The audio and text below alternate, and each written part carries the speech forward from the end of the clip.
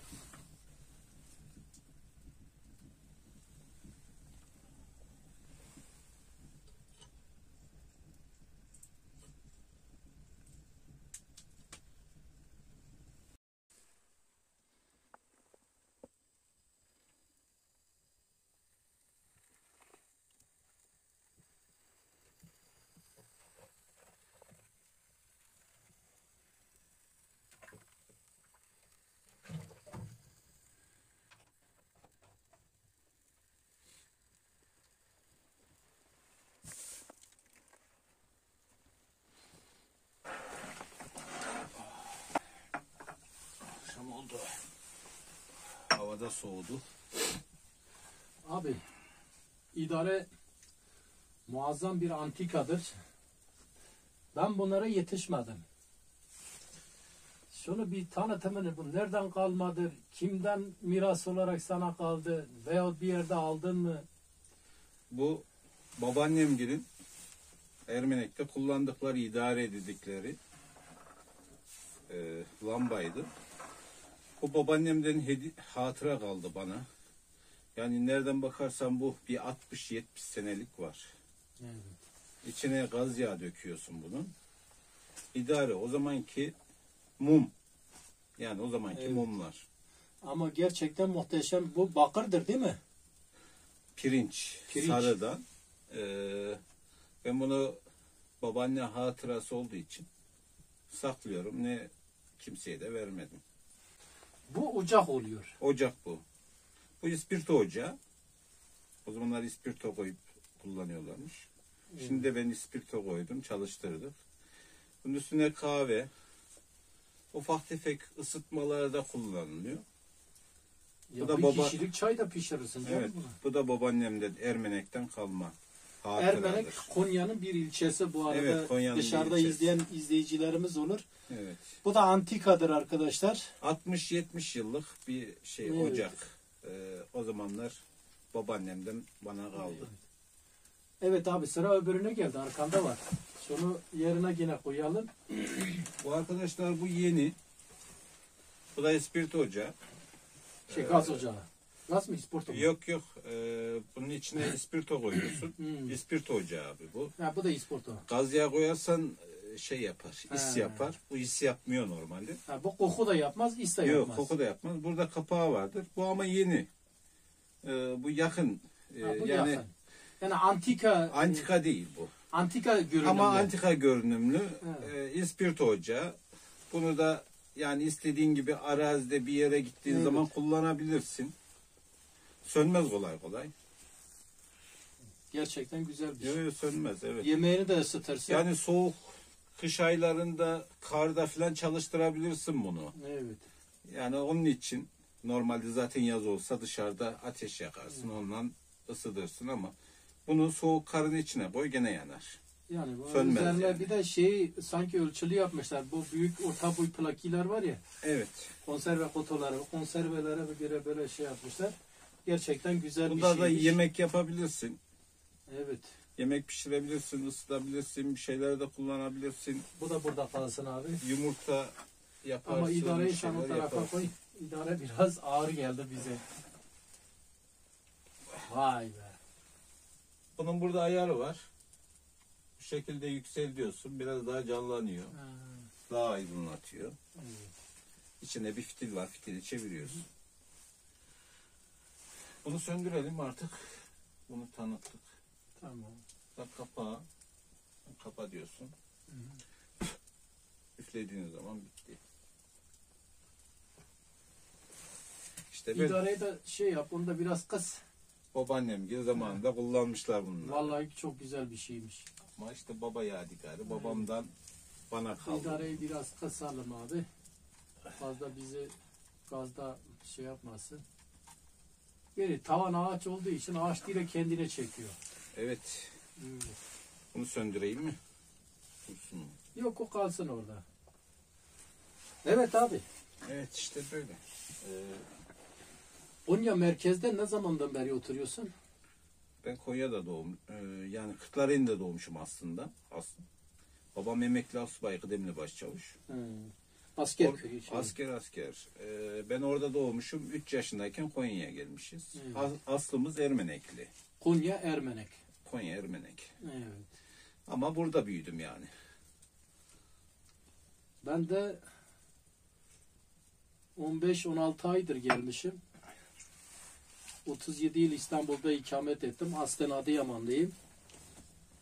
Daha öncesi de Konya Cihan Bey. Yani Konya Cihan Bey'den Adıyaman Gerger'e gitmişiz. Gerger'den Pötürge sınırına gitmişiz. Orada kalmışız. Malatya'nın Pötürge ilçesinin %80'i de Konya Cihan Beylidir. Onlar gerçek Selçuklu Türkleridir. Çünkü Sultan Kılıç Arslan'ın yaylası benim kayınpederin evinin olduğu yerdedir. Yani orası da Kılıç Arslan Yaylası diye geçer. İnternete bakabilirler. Evet. Benim oğlan burada devlet memuru oldu. Ben de peşinde geldim. Yani ailecene o İstanbul'da biz bir kira, o burada bir kira. Dedik birleşelim. Hem ayrı gayrı olmasın. Hem birikintilerimizi beraber işletiriz. 15 aydır ben de Konya'ya yerleştim. Evet. Geçen Mart ayında ben kanalı açtım. Keşke o zaman seninle tanışsaydım. Biz de Kazım Usta'yla tesadüf karşılaştık. Evet. Ben buraya ATV ile çıktım gezmeye. O şekilde tanıştık. Evet. Ondan sonra artık beraber bir içerik yapalım dedik. Burada devam ediyoruz. Evet.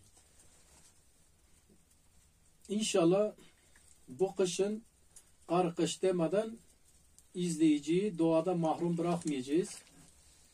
Evet. Doğayla sürekli buluşturacağız izleyicilerimizi. Yeri geldiği zaman macerada yaşayacağız. Yeri geldiği zaman aksiyonda yaşayacağız.